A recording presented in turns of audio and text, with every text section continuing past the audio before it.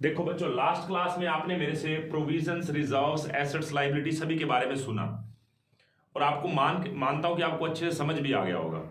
अब हम थोड़ी 11th क्लास में के हिसाब से बात करें, क्योंकि बेसिक बात आपको समझ आ गई है तो फिर डेफिनेशन समझने में कोई दिक्कत नहीं है। एक बात है, जो प्रोविजन बनता है वो किस पर्पस के लिए बनता है? कोई नॉन लाइबिलिटी है। देखो लाइबिलिटी है, आपने तीन लाइंस पढ़ी थी। प्रेजेंट ओब्लिगेशन होनी चाहिए और रिजल्ट क्या होना चाहिए? Outflow of resources.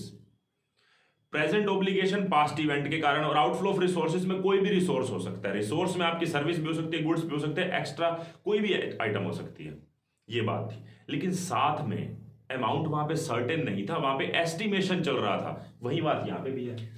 Any loan liability but amount is not certain, मतलब एस्टिमेशन क्या है? चल रहा है।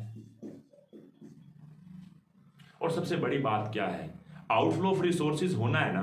आउटफ्लो ऑफ रिसोर्सेज तो पक्का है, क्योंकि लाइबिलिटी मैंने वर्ड बोल दिया तो आउटफ्लो ऑफ रिसोर्सेज तो होगा ही, क्योंकि लाइबिलिटी की डेफिनेशन में ही आता है present obligation as a result of past event which will result into outflow of resources. दो बातें यहां पे होगी और तीसरा यहां पे एस्टिमेशन हो गया, अपने आप ही प्रोविजन की बात होगी।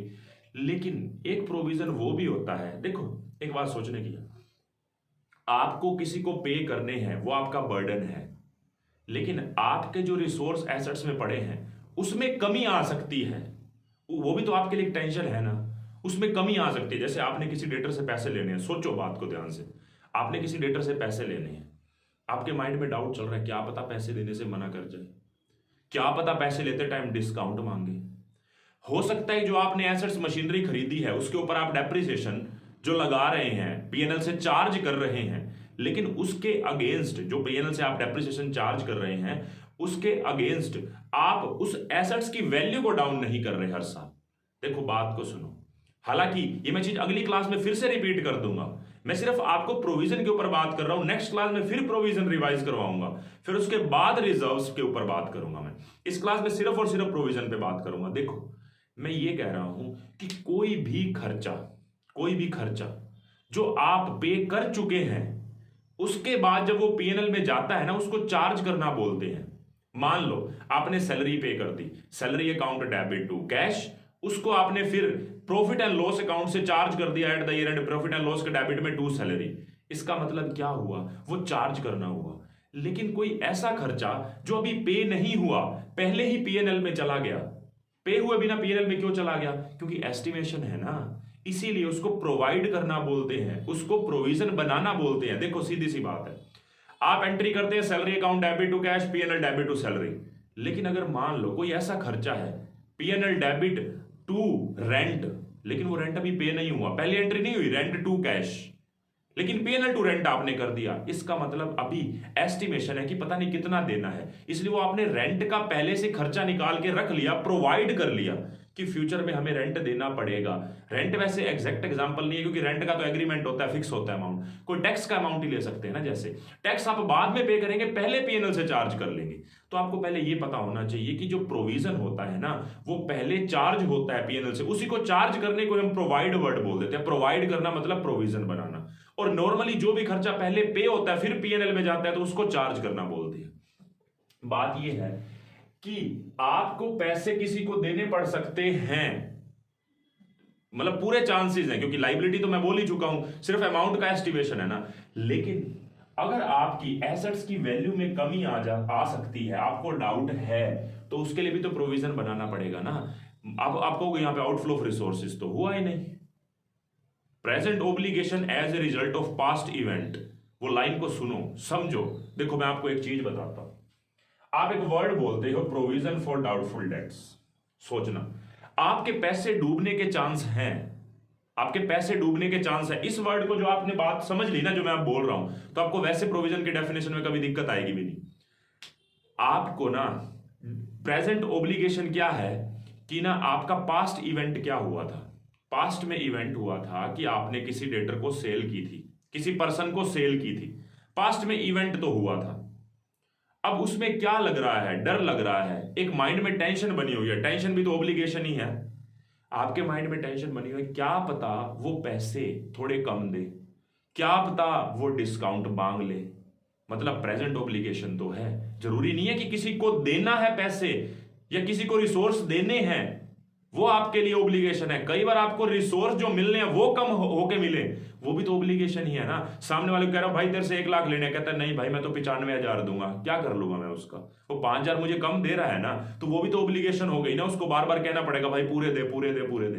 तो कहने का मतलब है वहां पे भी तो रिसोर्स ही जा रहे हैं मेरे, बस रिसोर्स कम आना भी तो रिसोर्स का जाना ही है। मेरे पास 1 लाख किसी से आने और आप 95 रहे तो कम आ रहे हैं ना रिसोर्स का कम आना भी तो रिसोर्स का जाना ही है। मतलब आपके पास प्रेजेंट ऑब्लिगेशन तो है।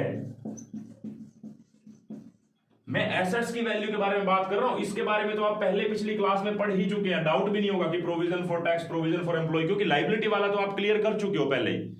मैं एसेट्स के ऊपर बात कर रहा हूं कि प्रेजेंट ऑब्लिगेशन है as a result of past event. मैं थोड़ा शॉर्ट में लिख रहा हूं, as a result of past event. Past में हमने सेल की थी डेटर्स को, वो प्रेजेंट ऑब्लिगेशन क्या कि पैसे देने से मना कर सकते हैं। और क्या हो सकता है, प्रोबेबिलिटी क्या है,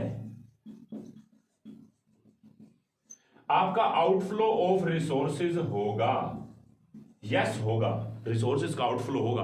आपके डेटर जो हैं वो 1 लाख के क्रेडिट होंगे। देखो आपको पैसे ना मिले तो आप क्या करोगे, 2 डेटर्स 1 लाख रुपए, जबकि कैश कितना आ रहा है 95,000 और आपको डिस्काउंट देना पड़ गया 5,000 रुपए का, तो आपका 5,000 रुपए के रिसोर्सेज ज्यादा जा रहे हैं। सोच के देखो, ये रिसोर्स था 1 लाख के रिसोर्स जाने के बदले में आए कितने 95 के, तो 5,000 के रिसोर्स गए कि नहीं गए, रिसोर्स गए। इसीलिए प्रोबेबिलिटी है कि आउटफ्लो ऑफ रिसोर्सेज। आप ये ना सोचे कि एसेट्स के केस में आउटफ्लो ऑफ रिसोर्सेज नहीं हो रहा है, थोड़ा बात को ध्यान से समझना है, ठीक है। तो present obligation as a result of past event और प्रोबेबिलिटी क्या आउटफ्लो ऑफ रिसोर्सेज होगा। और आप ये ना सोचे कि लायबिलिटी के केस में आउटफ्लो हो रहा है, रिसोर्सेज का कम आना भी रिसोर्सेज का जाना ही है। और तीसरा क्या है, एस्टिमेशन है। एस्टिमेशन है जो भाई आप प्रोविजन फॉर डाउटफुल डेट तो आप एस्टिमेशन पे चलोगे ना, क्या पता जिससे हम सोच रहे हैं कि 1 लाख के बदले में 95,000 देगा, क्या पता कल को 93 दे, क्या पता 97,000 दे, क्या पता हमारे को 2 का फायदा हो जाए कि 95 सोच के बैठे थे और 97 मिल गए, क्या पता 95 सोच के बैठे थे और 2 का लॉस हो जाए 93 मिल जाए। तो ये बात आपको समझनी है। मैंने आपको प्रोविजन की डेफिनेशन जो बात वहां पे बताई थी ना, वो तीनों बात, present obligation as a result of past event, probability है कि आउटफ्लो ऑफ रिसोर्सेज होगा और एस्टिमेशन होगा, वो बात इस लाइबिलिटी वाले पोर्शन में भी लग रही है कि नॉन लाइबिलिटी है but amount is not certain, और एसेट्स वाले पोर्शन में भी लग रही है कि reduction in value of assets. ठीक है, इसमें एग्जांपल क्या क्या है, जैसे provision for tax, employees provident fund की एम्प्लॉय को हमें फ्यूचर में पैसे देने पड़ेंगे। एम्प्लॉइज को आज जो एम्प्लॉय है आज है ना, वो 30 साल बाद रिटायर होगा, मुझे क्या पता कि कितने देने पड़ेंगे, लेकिन थोड़ा थोड़ा जेब से पैसा निकालना पड़ेगा ना।